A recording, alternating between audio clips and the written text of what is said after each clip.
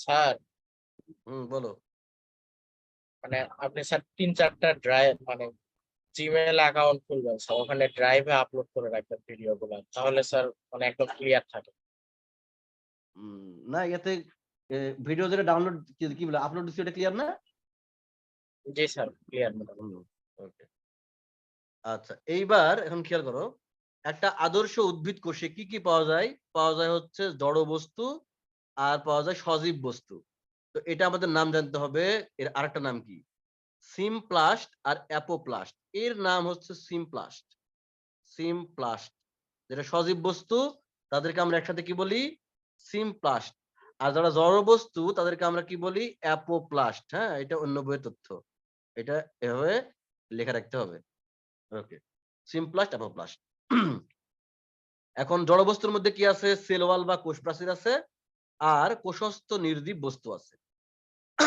আচ্ছা, এর মধ্যে কি আছে? সঞ্চিত পদার্থ আছে, নিঃসৃত পদার্থ আছে আর বর্জ্য পদার্থ আছে। তাহলে এখন আমরা এতগুলো বর্জ্য পদার্থ মুখস্থ করার কোনো প্রয়োজন নাই। তাহলে কি পড়তে হবে? সঞ্চিত পদার্থ পড়বো আর নিঃসৃত পদার্থ পড়বো। তো সঞ্চিত পদার্থ মুখস্থ করা খুবই সিম্পল। আমরা যা খাই তাই। আমরা কি খাই? আমরা কার্বোহাইড্রেট খাই, আমরা প্রোটিন খাই, আমরা লিপিড খাই। কার্বোহাইড্রেট, প্রোটিন, লিপিড যা খাই এগুলাই সঞ্চিত থাকে। ঠিক আছে? ওকে। এরপরে নিঃসৃত পদার্থ মনে রাখার উপায় খুবই সিম্পল। এই যে আমি কলম দিয়ে লিখতেছি না? কলম দ্বারা কি নিঃসৃত হচ্ছে? কালি। তাহলে পেন দ্বারা লিখতেছি। Pen, PEN। তাহলে পি তে কি? পি তে পিগমেন্ট, ই তে এনজাইম, এন তে নেকটার। আর এনজাইম যেখানে আছে সেখানে এনজাইমের ভাইয়ের নাম কি রে? হরমোন। তাহলে এই চারজন হচ্ছে আমাদের নিঃসৃত পদার্থ। কি?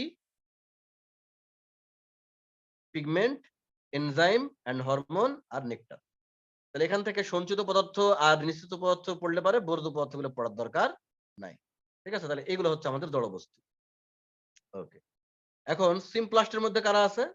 সজীব বস্তুর মধ্যে আছে প্রোটোপ্লাজম। প্রোটোপ্লাজমকে আমরা ভাগ করতে পারি কি কিভাবে? কোষঝিল্লি, সাইটোপ্লাজম, নিউক্লিয়াস। এখান থেকে একটা ধারণা নিয়ে রাখো। নিউক্লিয়াস কি সাইটোপ্লাজমীয় অঙ্গাণু? সেটা বলো। নিউক্লিয়াস কি সাইটোপ্লাজমীয় অঙ্গাণু কি না? না। জি স্যার। কোষ নিউক্লিয়াস সাইটোপ্লাজমীয় অঙ্গাণু নয়। দেখো ভাগ করে রাখছে না এরা। প্রোটোপ্লাজম কি কি আছে? কোষঝিল্লি মানে সেল মেমব্রেন, সাইটোপ্লাজম এবং নিউক্লিয়াস। নিউক্লিয়াস তো আলাদা একটা গঠন। নিউক্লিয়াস কিন্তু সাইটোপ্লাজমের অংশ নয়, মনে রেখো। ওকে, এবার চলো খেয়াল করো। তাহলে সাইটোপ্লাজমে কি আছে? কোষঝিল্লি পরে পড়া হবে। সাইটোপ্লাজম দেখো। সাইটোপ্লাজমে সাইটোসল আছে বা মাতৃকা আছে আর কি আছে? বিভিন্ন অঙ্গাণু আছে। তাহলে এই অঙ্গাণুর মধ্যে আছে কিছু ঝিল্লিবদ্ধ, কিছু ঝিল্লিবিহীন। তবে এখান থেকে পড়া যাবে না। এইটা আমাদের পড়তে হবে হচ্ছে এই পরবর্তী একটা ছক আছে ওইখান থেকে। তো আমি এটা একটু ছন্দ আকারে পড়াই, চলো তাহলে মনে থাকবে আমাদের। এই দেখো, খুবই খেয়াল, এখান থেকে প্রশ্ন আসতে পারে তোমাদের এবার। হ্যাঁ, মিম সেরা, এটা তো আমরা মনে রাখবো এটা ঝিল্লিবিহীন, ঝিল্লিবিহীন অঙ্গাণু। তাহলে ঝিল্লিবিহীন অঙ্গাণু কারা? মিম সেরা। মিম, এম তে কি? মাইক্রোটিউবিউল, আইতে ইন্টারমিডিয়েট ফিলামেন্ট, আর একটা এম তে মাইক্রোফিলামেন্ট। তাহলে এই তিনজনকে একসাথে কি বলা হয় তোমরা জানো? এই মাইক্রোটিউবিউল, মাইক্রোফিলামেন্ট আর ইন্টারমিডিয়েট ফিলামেন্ট, এই তিনজনকে একসাথে কি বলা হয়? কে বলতে পারে? কোষ কঙ্কাল। সাইটোস্কেলিটন, কোষের কঙ্কাল, সেল কঙ্কাল, কোষের কঙ্কাল বলা হয়। আর সেরাতে সেন্ট্রিওল, রাতে রাইবোজোম। তাহলে এই পাঁচজনে কোনো ঝিল্লি থাকে না। তাহলে এই পাঁচজন হচ্ছে ঝিল্লিবিহীন অঙ্গাণু। ওকে। এরপরে আমরা দেখি এখানে কারা হচ্ছে ঝিল্লিবদ্ধ, কারা ঝিল্লিবদ্ধ। ঝিল্লিবদ্ধ মনে রাখবে হবে মা এ পাগল না। তাহলে মাতে মাইটোকন্ড্রিয়া, এতে এন্ডোপ্লাজমিক রেটিকুলাম, পাতে প্লাস্টিড এন্ড পারক্সিজম। প্লাস্টিডই পড়ো আপাতত, প্লাস্টিড পড়ো। প্লাস্টিড, গলতে গলগি বডি, আর নাতে নিউক্লিয়াস। ঠিক আছে? খেয়াল করো, পাগলের গলতে গলগি বডি। লাইসোজোম কিন্তু লতে কিন্তু লাইসোজোম না, লাতে লাইসোজোম। এই লাইসোজোম এর কিন্তু আবরণী আছে, কিন্তু দ্বিস্তরী আবরণী নাই। এরা এক আবরণে আবৃত, এক স্তরী আবরণ, এক স্তরী আবরণ।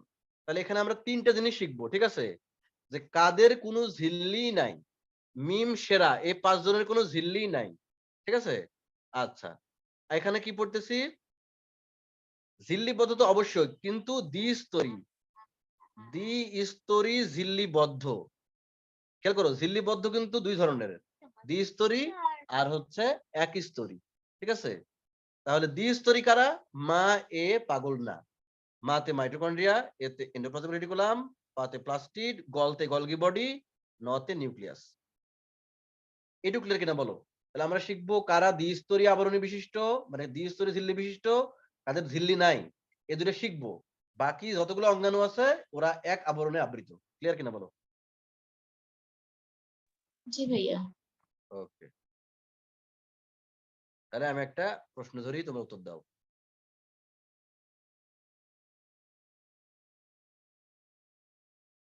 এটা বলো আমাকে, ঝিল্লিবদ্ধ সাইটোপ্লাজমীয় অঙ্গাণু কোনটি?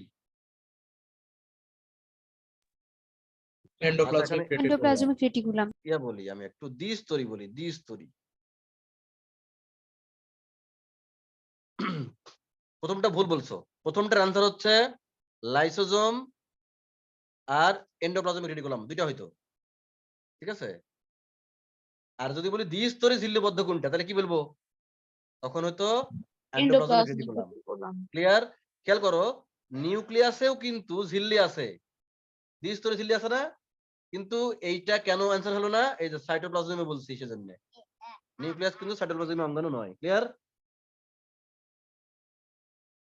বাচ্চারা?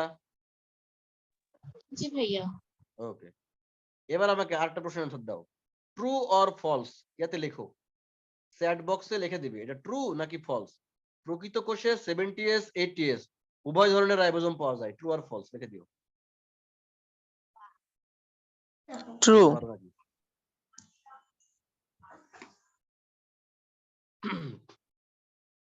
Yes, true. তাহলে প্রকৃত কোষে 70s 80s উভয় ধরনের রাইবোজোম পাওয়া যায়। তাহলে আমাকে এখন বলো তো, এই 70s রাইবোজোম কোথায় পাওয়া যায়? মাইটোকন্ড্রিয়া ও ক্লোরোপ্লাস্টে। গুড। তাহলে কোথায় গেল? এইখানে।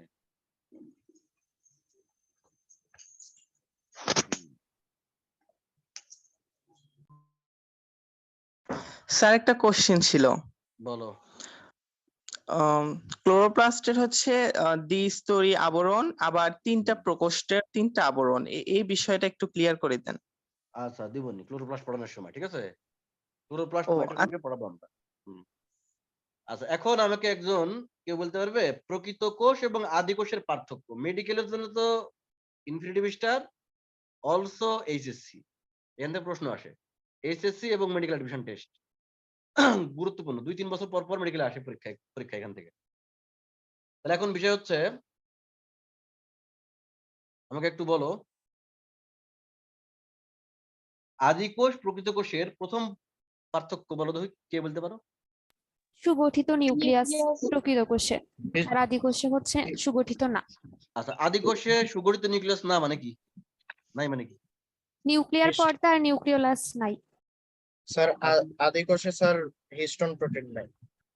আর কেউ কিছু বলবে?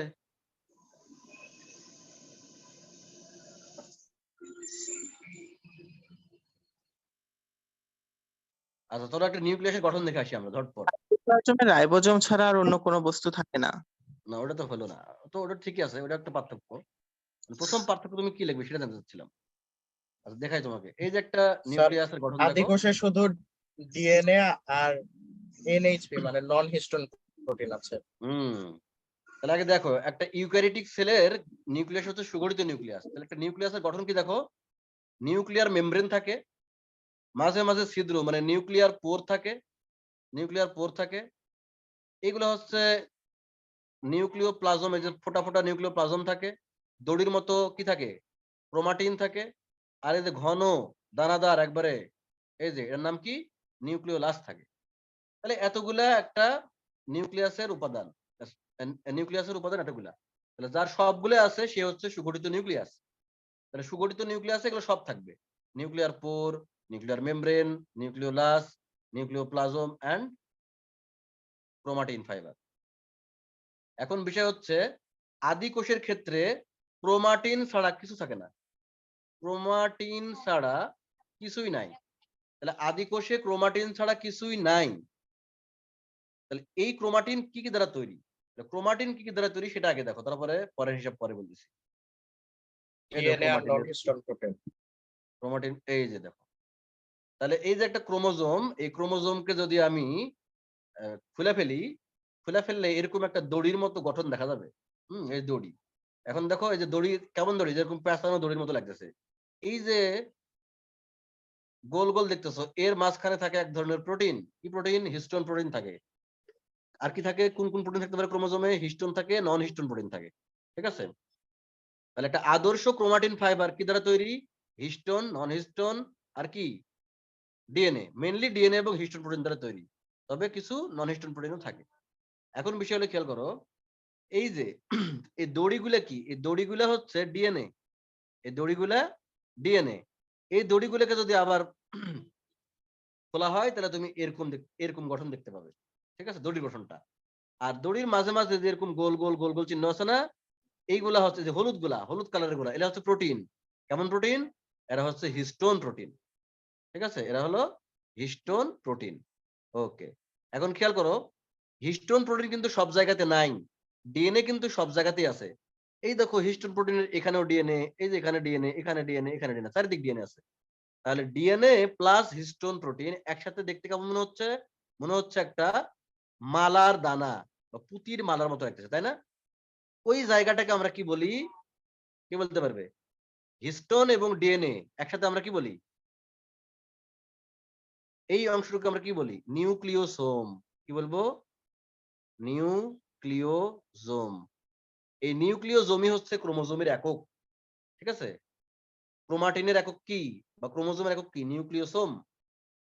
তাহলে নিউক্লিওজোম দিয়ে তৈরি হয় ক্রোমাটিন। ক্রোমাটিন গুলো একত্রিত হয়ে ঘনীভূত হয়ে তৈরি করে ক্রোমোজোম।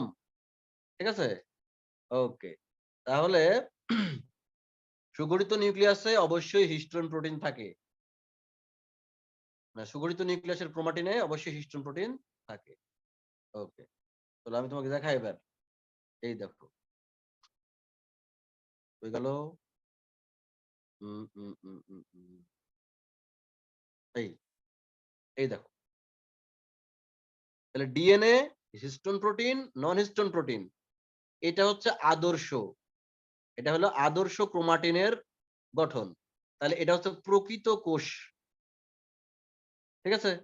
ওকে, এখন ব্যাকটেরিয়াতে কি থাকে দেখো। ব্যাকটেরিয়া বা আদি কোষে কি থাকে? এদের নিউক্লিয়াস সুগঠিত নয়। এর মানে কি? এর মানে হচ্ছে এদের নিউক্লিয় বস্তু শুধুমাত্র ডিএনএ এবং নন হিস্টোন প্রোটিন দ্বারা তৈরি, কোনো হিস্টোন প্রোটিন থাকে না। তাহলে ডিএনএ এবং নন হিস্টোন প্রোটিন দ্বারা যে ক্রোমাটিন, এটা আছে আদি কোষে। ঠিক আছে? আচ্ছা, তাহলে এবার বলো তো প্লাজমিড কি জিনিস? ক্রোমোজোম বিহীন। আচ্ছা, প্লাজমিড জানার আগে জানতে হবে এই যে আমাদের এখানকার যে ডিএনএ, প্রকৃত কোষের যে ডিএনএ নিউক্লিয়াসের অভ্যন্তরে যেটা থাকে, সেটা হচ্ছে সূত্রাকার। সূত্রাকার। আর এগুলো কেমন? এগুলো হচ্ছে বৃত্তাকার। প্লাজমিডের ডিএনএ কেমন? এটাও বৃত্তাকার। পার্থক্য কি? পার্থক্য হচ্ছে একটা ক্রোমোজোমে থাকে, একটা ক্রোমোজোমে থাকে না। ক্রোমাটিন তৈরি করতে হলে ডিএনএর সাথে কি লাগতেছে? ডিএনএর সাথে লাগতেছে একটা প্রোটিন। এটা হিস্টোন প্রোটিন হোক, নন হিস্টোন প্রোটিন হোক।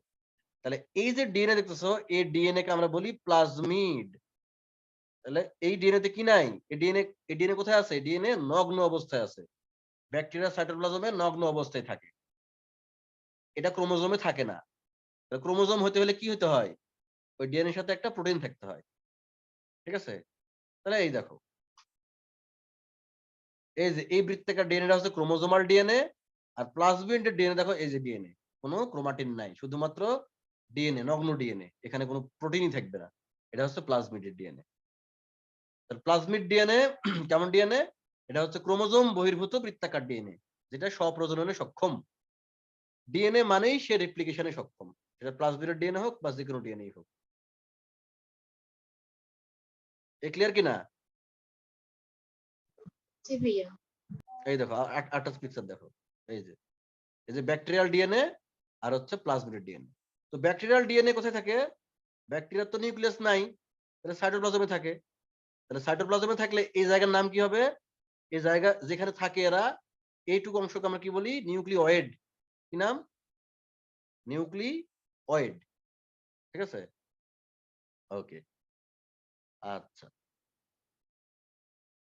ওকে। আরেকটা জিনিস আমরা বলবো এখানে, সেটা হচ্ছে এই, তাহলে এই গেল বিষয়। এখন আরএনএ কোথায় পাওয়া যায়? তোমাকে যদি বলে আরএনএ কোথায় পাওয়া যায়, তুমি অ্যান্সার করবে আরএনএ কোষের সর্বত্রই পাওয়া যায়। তাহলে নেক্সট প্রশ্ন, সবচেয়ে বেশি কোথায় পাওয়া যায়? অ্যান্সার হচ্ছে সবচেয়ে বেশি পাওয়া যায় হলো আমাদের সাইটোপ্লাজমে। Very very important. এবার কথা হচ্ছে ডিএনএ কোথায় পাওয়া যায়? তোমার কোনো কিছুই উল্লেখ করেনি, শুধু বলছে ডিএনএ কোথায় পাওয়া যায়। তাহলে ডিএনএ সবচেয়ে বেশি পাওয়া যায় কোথায়? নিউক্লিয়াসের অভ্যন্তরে। আর কোথায় কোথায় পাওয়া যায়? আদি কোষের ক্ষেত্রে সাইটোপ্লাজমে, আর প্রকৃত কোষের ক্ষেত্রে নিউক্লিয়াস ছাড়া কোথায় পাওয়া যাবে? ক্লোরোপ্লাস্ট এবং মাইটোকন্ড্রিয়াতে। ঠিক আছে, তাহলে খেয়াল করো।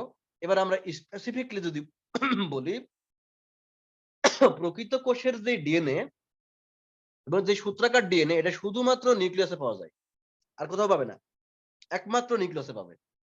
আর বৃত্তাকার ডিএনএ কোথায় পাবে? সেটা যদি আদি কোষ হয় তাহলে কোথায় পাবে?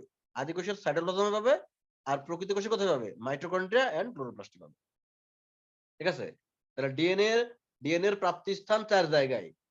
একটা হচ্ছে nucleus, 2 number cytoplasm, 3 number mitochondria, 4 number plastid. এবারে স্পেসিফিকলি বলো, সূত্রাকার ডিএনএ হলে বলবো নিউক্লিয়াস, আর বৃত্তাকার ডিএনএ হলে বলবো আদি কোষের সাইটোপ্লাজমে এবং প্রকৃত কোষের মাইটোকন্ড্রিয়া এবং ক্লোরোপ্লাস্টে। ঠিক আছে, ওকে। এখন খেয়াল করো 70S রাইবোজোম। তাহলে যদি বলি আদি কোষে একমাত্র কোন অঙ্গাণু পাওয়া যায়, তাহলে তুমি কি বলবে? নিউক্লিয়াস না রাইবোজোম? অবশ্যই রাইবোজোম। রাইবোজোম। এবং রাইবোজোমের সাবডিভিশন আছে কি কি? একটা আছে 70S রাইবোজোম, একটা আছে 80S রাইবোজোম। এখন বিষয় হলো, খেয়াল করো তো একটু টেকনিক্যালি মনে রাখা যায় কিনা। 70 এবং 80 বিয়োগ করলে কত হয়? 10। ডিফারেন্স 10। তাহলে 70-এর 10 ডিফারেন্স কত? 60। 60 থেকে 10 বাদ দিলে 50, আবার 10 বাদ দিলে 40, আবার 10 বাদ দিলে 30। এখন খেয়াল করো তো বাচ্চারা, 70S 7, 7 হলো বিজোড়। তাহলে বিজোড় কে কে? 3 আর 5 বিজোড়। তাহলে 70S রাইবোজোম তৈরি হবে 30S এবং 50S দ্বারা। 8 হলো জোড়, এখানে জোড় কে 4 এবং 6, তো 40S এবং 60S তৈরি হবে, এদের দ্বারা তৈরি হবে 80S রাইবোজোম। ক্লিয়ার কিনা বলো? যেহেতু রাইবোজোম আদি কোষ এবং প্রকৃত কোষ দুই জায়গাতেই পাওয়া যাচ্ছে, এই জন্য রাইবোজোমকে বলা হয় ইউনিভার্সাল।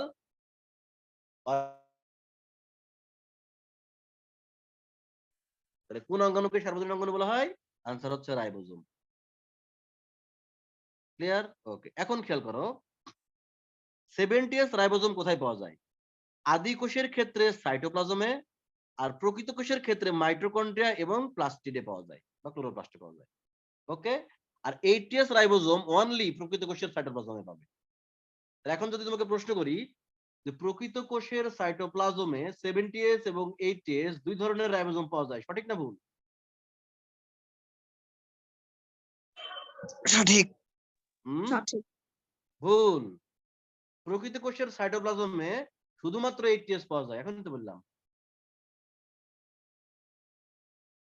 কে বুঝনি? আবার বলি, প্রকৃত কোষে 70S 80S দুই ধরনের রাইবোজোমই পাওয়া যায়, তবে প্রকৃত কোষের সাইটোপ্লাজমে পাবে 80S রাইবোজোম, আর মাইটোকন্ড্রিয়া এবং ক্লোরোপ্লাস্টে পাবে 70S রাইবোজোম। ক্লিয়ার হিসেবে আর বলো? জি স্যার। তাহলে যদি নেক্সট, তাহলে যে প্রশ্ন করেছিলাম, কি প্রশ্ন করেছিলাম? প্রকৃত কোষের সাইটোপ্লাজমে 70S 80S দুই ধরনের রাইবোজোম পাওয়া যায়, সঠিক না ভুল? ভুল। হ্যাঁ, ক্লিয়ার হয়েছে এবার? ক্লিয়ার হয়েছে? জি। ওকে।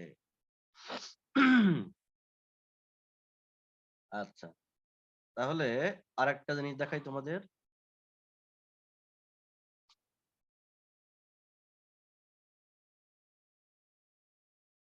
এইটার সাথে কি তোমরা পরিচিত? দেখো তো, জি ভাইয়া। এই ডিএনএ থেকে ডিএনএ তাকে আমরা কি বলি বলো তো? রেপ্লিকেশন। ডিএনএ থেকে যদি এমআরএনএ হয় তখন আমরা কি বলি?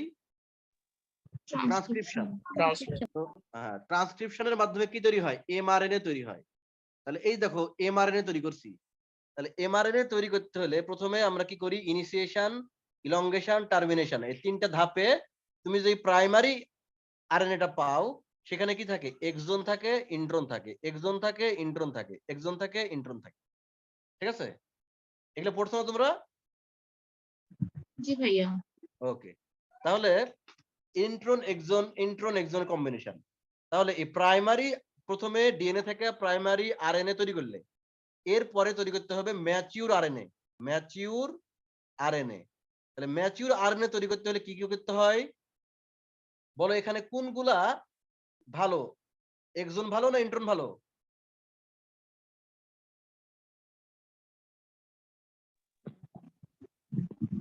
এখানে এক্সন ভালো। এক্সন এক্সন হলো কোডিং রিজন। এই এক্সন থেকেই তৈরি হয় প্রোটিন। এই এক্সন প্রোটিন তৈরি করে। ঠিক আছে? তাহলে আমাদের ইন্ট্রন দরকার নাই। ইন্ট্রন গুলো আমরা কেটে কেটে কেটে বাদ দিয়ে দিব।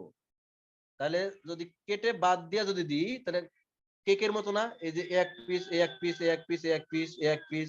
তাহলে ইন্ট্রনের পিস গুলো বাদ দিব, এক্সনের পিস গুলো আমরা গ্রহণ করব। তাহলে ইন্ট্রনের পিস গুলো যে কাটবো আমরা, কাটার ইংলিশের নাম কি? স্লাইসিং করব। স্লাইস করতে হবে। ঠিক আছে? স্লাইস করব। তাহলে প্রথমে প্রাইমারি আরএনএ থেকে কি করব? ইন্ট্রন গুলোকে বাদ দিব। ইন্ট্রন গুলোকে বাদ দেব। বাদ দিয়ে দেখো এক্সন গুলোকে একসাথে করছি। তাহলে যখন এক্সন গুলোকে আমরা একসাথে করলাম, 3 ভাগের এক্সন, এই এক্সন এক্সন এক্সন একসাথে করলাম। ঠিক আছে? এখন কি করতে হবে? আমরা জানি কি ডিএনএ এর গঠন কেমন? একদিক 3 প্রাইম হলে আরেক দিক 5 প্রাইম না? আরেক দিক 5 প্রাইম হলে আরেক দিক 3 প্রাইম না? পড়ছো না এটা? 3 to 5 প্রাইম। তাহলে কোন সংখ্যাটা বড়? হ্যাঁ, ছড়িয়ে দেবো, এখন দিয়ে দিব, এখনই বন্ধ করবো, সমস্যা নাই, 9টার আগে শেষ করব।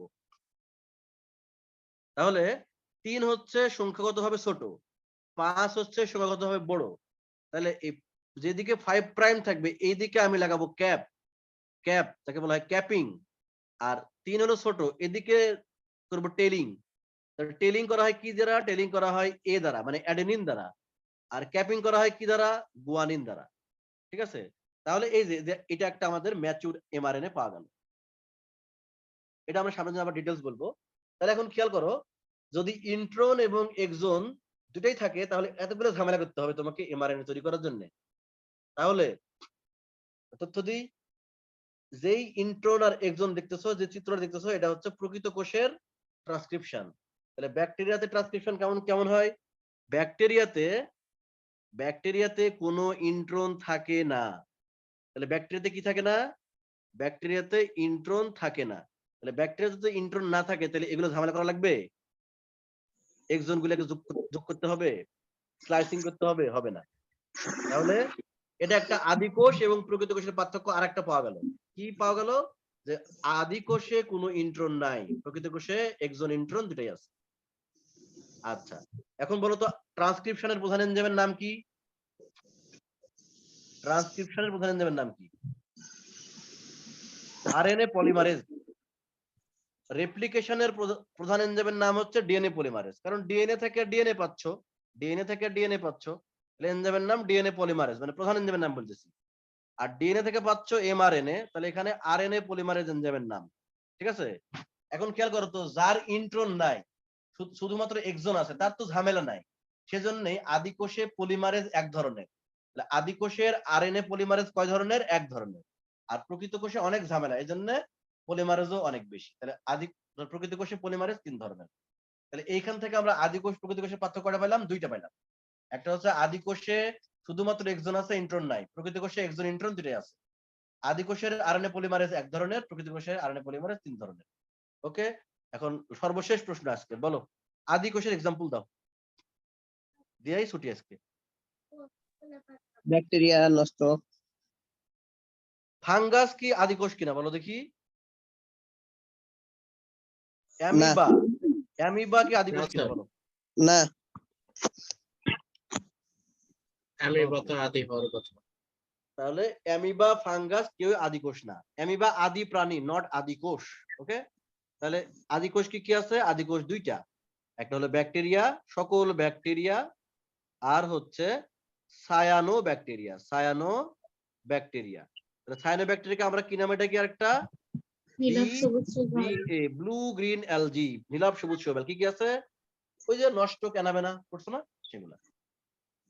তাহলে আজকে আমরা এই পর্যন্ত রাখলাম। আগামী দিন আমরা হচ্ছে বলো, কিছু বলতেছো? কিরে? কিছু বলেন নাই, বলেন না। আচ্ছা, তাহলে সামনের দিন আমরা আদিকোষ প্রকৃত কোষের পার্থক্য থেকে শুরু করব, ঠিক আছে? এটা খুবই গুরুত্বপূর্ণ। তাহলে এই বেসিক জিনিসগুলো ক্লিয়ার হয়েছে কিনা? জি ভাইয়া। ওকে।